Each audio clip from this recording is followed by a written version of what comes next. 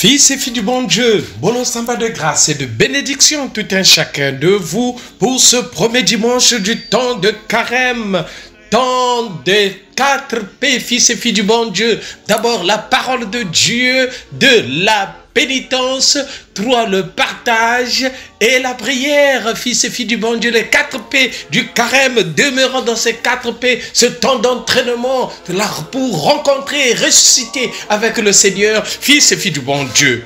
Aujourd'hui, l'évangile de Marc associé à Jésus tenté dans le désert, les personnages qui figurent dans les récits bibliques de la création, l'esprit, le tentateur, les bêtes sauvages et les anges. Fils et filles du bon Dieu. Mais les hommes ont transformé en désert le jardin des origines. Il dépend désormais de chacun de nous, fils et filles du bon Dieu, mais aussi de nos entreprises collectives, tout ce que nous faisons ensemble, fils et filles du bon Dieu, que ce monde défiguré redevienne une terre habitable et fraternelle, que ce monde où les gens exaltent les déviations, les déviances deviennent un vrai monde, fils et filles du bon Dieu, voulu par le Seigneur, que ce monde, à travers la dépravation des mœurs, que ce monde, à travers tout ce qui est mauvais et insensé, redevienne un monde du Seigneur. Car les 40 jours de la tentation et du carême renvoient à l'épreuve du déluge dans la Genèse, nous dit qu'elle fut pour tous les êtres vivants, fils et filles du bon Dieu, une renaissance et un nouveau départ. Autrement dit, un baptême avant la lettre, fils et filles du bon Dieu. L'arc-en-ciel du temps de Noé signifiait l'alliance établie par Dieu entre lui-même et la création. Symbole éloquent de la volonté de salut et de notre responsabilité à l'égard de la planète. Fils et filles du bon Dieu, d'abord la première lecture. Genèse le chapitre 9, versets 8 à 15. Par son alliance avec Noé, Dieu s'engage envers les hommes et les femmes à promouvoir la vie et non à la détruire, fils et filles du bon Dieu. En s'engageant à ce qu'il n'y ait plus de déluge désormais, Dieu donnait à son peuple l'assurance qu'il pourrait continuer l'œuvre créatrice sans crainte le retour du chaos.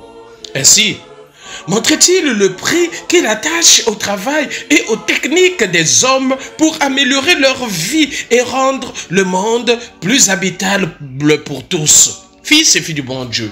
Au jour de Noé, Dieu noue avec l'humanité une alliance sans contrepartie. Une alliance avec toi, avec moi, fils et filles du bon Dieu. Aucune réponse explicite de la foi n'est demandée ici aux hommes, sinon de faire réussir la vie et la création. C'est ce que le Seigneur te demande aujourd'hui, fils et filles du bon Dieu. Et le respect pour la vie des autres. Oui, pour la vie. Et le respect pour la création, fils et filles du bon Dieu. Protège la création. Il faudrait soigner cette création, fils et filles du bon Dieu. Le psaume 24 nous dira « Tes chemins, Seigneur, sont amour et vérité pour qu'ils gardent ton alliance. » Ô Seigneur, enseigne-nous tes voies, montre-nous ton chemin. Fais-nous connaître ta route parce que tu es le chemin, la vérité et la vie. La deuxième lecture de la première lettre de Saint Pierre apôtre, 1 Pierre 3, versets 18 à 22. Sauvés à travers l'eau du baptême, nous entrons dans une alliance nouvelle avec Jésus ressuscité, fils et filles du bon Dieu, parce qu'il veut restaurer nos vies. Il nous est bon d'entendre Pierre nous rappeler que notre baptême n'est pas un geste magique ou de pure tradition. Il est un engagement pris envers Dieu. À travers ces engagements, la fils et fille du bon Dieu, à travers cet engagement, il faut montrer dans le quotidien de ta vie, à travers les actes, que tu es véritablement chrétien, fils et fille du bon Dieu. Nous devons donc le ratifier chaque jour, librement et loyalement. Il est un engagement à vivre comme Jésus, c'est-à-dire en faisant passer l'amour de Dieu et de nos frères et sœurs avant toute autre chose. C'est affirmer que nous acceptons de vivre un amour coûteux qui réclame renoncement à nous-mêmes, fils et filles du bon Dieu. C'est-à-dire que la vie nouvelle de Jésus ressuscité ne peut envahir notre existence que si nous abandonnons tout égoïsme, fils et filles du bon Dieu. Abandonner le mal pour faire le bien, fils et filles du bon Dieu. C'est cela le temps de carême, temps d'entraînement, fils et filles du bon Dieu, pour vivre selon la loi de Dieu, la loi de deux amours, l'amour de Dieu et l'amour du prochain. L'évangile de ce matin, Marc le chapitre 1, verset 12 à 15. Vainqueur de Satan. Jésus vit au désert dans un monde réconcilié. C'est cette bonne nouvelle de la réconciliation qu'il s'empresse alors de proclamer, fils et filles du bon Dieu. Emprisonné dans le cercle infernal de la souffrance et de la maladie, de la mort et du péché, l'humanité n'a cessé d'espérer et de lutter pour qu'un jour vienne où le mal à l'œuvre dans le monde soit vaincu, fils et filles du bon Dieu. Oui, nul homme pourtant n'y est parvenu. Le peuple de Dieu maintenait vivante cette espérance en attendant le jour où Dieu lui-même viendrait prendre en main la lutte des hommes contre le mal, où il manifestera son règne. Fils et filles du bon Dieu, telle est la bonne nouvelle que Jésus annonce aujourd'hui. L'heure est arrivée, fils et filles du bon Dieu. Et voilà pourquoi il dit, convertissez-vous et croyez à la bonne nouvelle, fils et filles du bon Dieu. L'heure est arrivée où Dieu se mêle aux hommes pour que l'amour ait le dernier mot sur la terre. L'heure du règne de Dieu est là, fils et filles du bon Dieu. Avant de montrer cet amour de Dieu à l'action dans la vie de Jésus, le libérateur, Marc aujourd'hui nous présente les signes de la victoire prochaine. En Jésus notre frère, l'homme a vaincu Satan, fils et fille du bon Dieu, et vit dans un univers réconcilié, en paix avec les bêtes sauvages, en communion avec Dieu, dont les anges viennent le servir, fils et filles du bon Dieu. Essayons aujourd'hui de comprendre, fils et filles du bon Dieu, le mot tentation.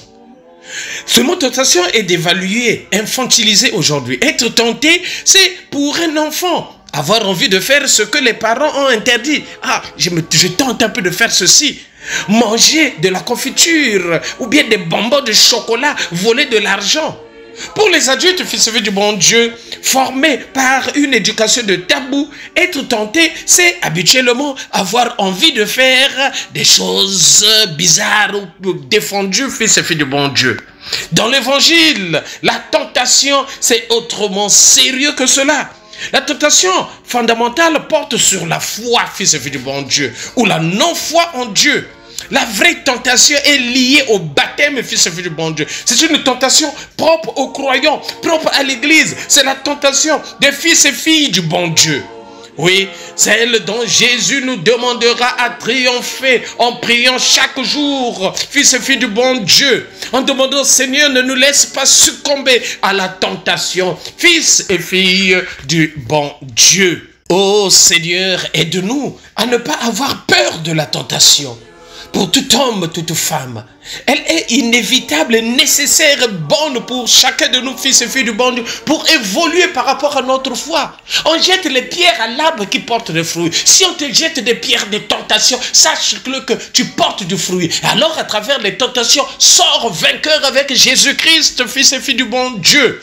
Oui, le combat spirituel est une composante nécessaire de la vie du croyant, fils et filles du bon Dieu. La parole de Satan est une composante de notre monde. Satan ne cesse pas de nous suggérer de faire de Dieu autre chose que ce qu'il est, fils et filles du bon Dieu. De faire de Dieu autre chose que ce qu'il a révélé de lui en Jésus-Christ. De faire de Dieu quelqu'un qui résoudrait tous nos problèmes avec sa puissance. Fils et filles du bon Dieu. Convertissez-vous et croyez à la bonne nouvelle. Le combat de la foi n'est pas fini, fils et filles du bon Dieu. Satan continue toujours à nous proposer son idée de Dieu. Jésus nous invite, fils et filles du bon Dieu, à ne pas y consentir à ne pas accepter les idées de Satan qui injecte dans notre monde aujourd'hui, qui veut triompher, ce qu'on appelle le nouvel age, le New Age, autant pour moi. New Age, c'était le nouvel ordre mondial, parce que Satan veut intervenir, veut contredire la parole de Dieu. Mais il y en a qui y adhèrent, fils et filles du bon Dieu. Non, convertissez-vous, croyez à la bonne nouvelle, oui. Il faut constamment refuser une certaine image fausse de Dieu, fils et filles du bon Dieu, pour nous ouvrir par la foi au Dieu véritable, celui-là qui est là pour chacun de nous, qui nous montre le chemin à suivre. Parce qu'il est le chemin, la vérité et la vie, fils et filles du bon Dieu. Aimons-nous vivants et préparons notre ciel en faisant le bien sur la terre. C'était le Père Paul Jess Tounou depuis la paroisse Saint-Michel de Nkembo, Saint-Michel de la Gloire. Là, nous sommes de l'archidiocèse de Libreville. C'est au Gabon. Sainte journée, bon dimanche et sainte semaine à tout un chacun de vous. Tokos pour cette semaine. N'oublions pas Kipe Yayo. Ô mon peuple, que t'ai-je fait?